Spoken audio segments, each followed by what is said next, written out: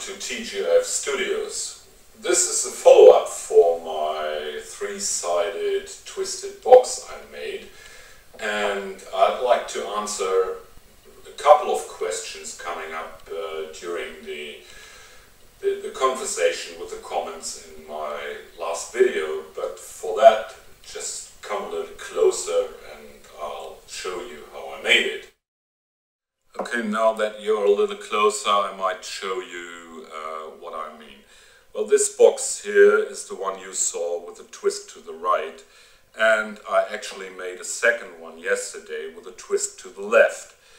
Difference between that, as I told you on this box here, it's better to cut from the inside of the box to the outside while it's turning. On this box it had been the other way around. I had to cut from the outside to the inside in order to prevent chip out.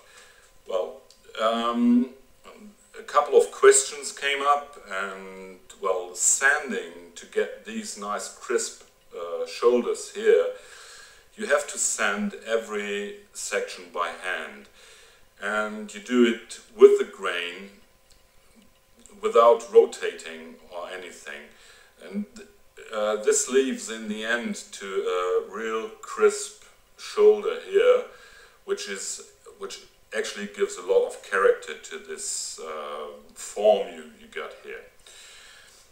Another question came up from one of my followers on Facebook, and he said, well, I've got the same lathe as you and I want to try the same.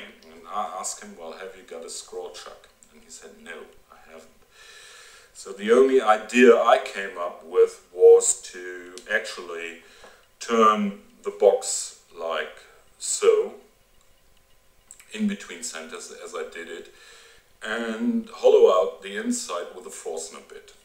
And in order to get a lid on here, mount it this way on a glue block, and with very light cuts produce a recess here to get a lid to the fit. So this, and after that turn it around and turn away the bottom on a jam check. Well, this is the only idea I came up with. There might be better ideas, I don't know at the moment, and I would like to get some answers from you, because well, I'm not an expert on that one. I just work with the stuff I've got, and I'm lucky I got my crappy checkstone there. But well, this is a nice question for you. And I thank you all for your comments, and I really love to come back and interact with you. So just another small picture of my box here, and well, I really love this. And for the other one, this is another thing, you know, if it's not that, well, you see this over here, but if you haven't got this precise tools to work with, actually if you turn this lid, you'll end up with I don't know how to call this, but it looks strange because all the surfaces have different sizes. But nevertheless, you don't see it. Actually, you don't see it. And what I'm really happy about is the grain mesh I still have on the lid and the bottom and the body here. Okay, well, if somebody should try something like this for the first time, I wouldn't recommend using oak. Oak is the hardest domestic wood I can get over here in Germany, and this had been real dry. And this, well, for one surface, it took me about, well, 3 to 4 times sharpening my skew chisel in order to get this thing done. Okay, so take take a softer wood like beech, for example. Well, that's the only thing which comes in my mind.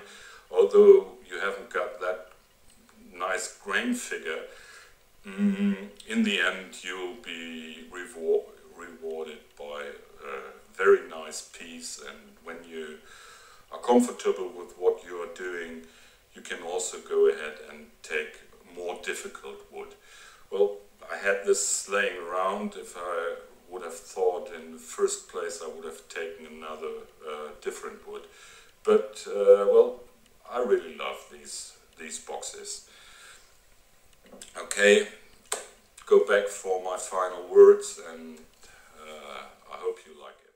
I hope this answered some of your questions, and if there are any questions left now, please put them down in the comments, and I'll try to answer them as long as I know what we are talking about.